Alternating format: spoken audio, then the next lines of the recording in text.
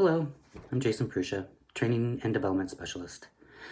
Oh, these are definitely some incredible times we are experiencing in history right now. Many of us woke up one morning to find out we're going to work in a new location tomorrow. And unfortunately, some of us woke up one morning to realize we're essentially unemployed overnight. With the CDC recommendations and the practice of social distancing, it's a good idea to consider right now that everybody is working remote. So how do you manage that? Many managers and supervisors are probably scratching their head. How do I manage what I can't see? So I found this great article by a longtime career coach, Dr. Marie McIntyre. She offers several tips for handling remote employees. I chose a few of them that I think are relevant to our situation, and I thought I'd share those with you. The first one, which just works for everything, is clearly define expected results and expectations. Specific expectations regarding deliverables, deadlines, and collaboration must be clearly communicated, Dr. McIntyre says. With fewer opportunities to communicate, people may inadvertently take actions you don't necessarily want them to take, and now we have bigger problems than we need. Keep in mind there's a lot of uncertainty happening right now, and you can't control the whole world. But by setting clear and specific expectations on how your team will function remotely, will give them a sense of ease. Communicate. Probably one of the more important ones. We have a natural ability to focus on those that are around us. We can see them, so they're in sight, they're in mind. When people get out of sight and out of mind, we tend to kind of forget about them. So leaders must make special efforts to stay in touch with remote team members.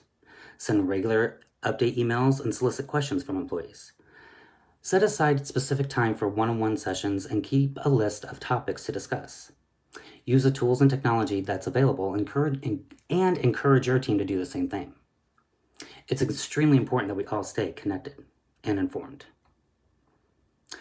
Dr. McIntyre's third tip is investing time in meeting with new hires.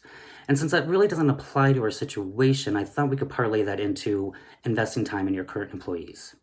And you can do that by communicating and following this next step, which is probably one of the more important ones.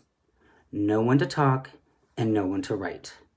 Dr. McIntyre says one of the greatest potential pitfalls for virtual relationships is the overuse of written communication.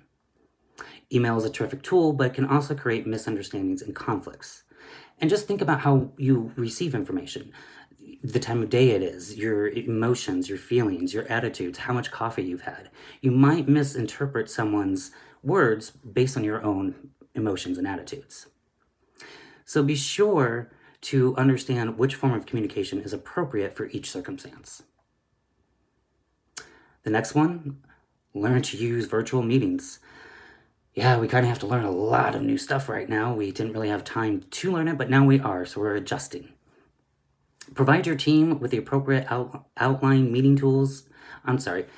Provide your team with the appropriate online meeting tools, and be sure that everyone can effectively use them, including yourself. And as a manager supervisor, you might be freaking out a little bit because you don't have the time to do it. This is a wonderful opportunity for professional development. Perhaps you have someone who's highly organized on your team. Delegate to them to organize and set up the meetings, with clear understanding that you as a leader are still in charge of that meeting, but your organizer will get it all set up and ensure that all the questions are answered during that meeting. We have Microsoft Teams meetings, so it's time to learn how to use those. The training development team is working diligently on providing new training and trying to convert some old training into new material or new mediums. And we were making sure that we can get this information out to you and those materials out to you as well. Another tip, do not procrastinate. Dr. McIntyre says for remote employees, waiting for the manager to provide information or make a decision can be extremely frustrating, especially since we're not running into each other in the halls or saying, yo, boss, I have a question for you. We're all remote. So try to stay on top of communicating with your people. Something I would suggest is kind of think like how college professors do it. They have certain office hours.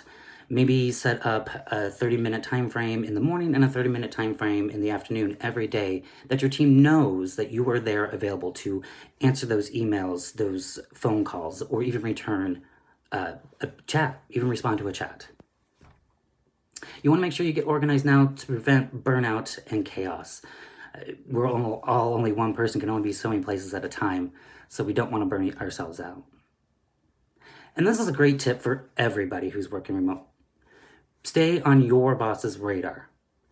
Make sure that you're doing your part to stay connected and communicating with your boss and your teammates as well. So those are some tips from Dr. McIntyre that I think really apply to our situation. And I do want to give a little bit more advice, a little bit more of a tip from me. It's time to get creative, get savvy, get innovative. It is time to get your mind out of that perpetual box and start thinking of different ways to do things. The world practically changed overnight, and we didn't have time to adapt to it. So now we need to adapt to our new working environments, and we need to adopt new ways of staying connected, working with each other, and thinking. So get creative and innovative on different ways that you can collaborate and stay connected with people and your teammates and your managers. Now more than ever for you managers, it is very critical to hold those regular one-on-one meetings and your team meetings. Staying connected and staying engaged is really going to help us get through this. Get new creative ways of doing something. For this video, for example, it's not something I would normally do. I don't really want my face out there on YouTube, but then again, I am no stranger to workarounds. So this is my way of feeling connected to others and feeling like I can stay connected. So I really hope you enjoyed this video, and I hope that you find these tips helpful and useful.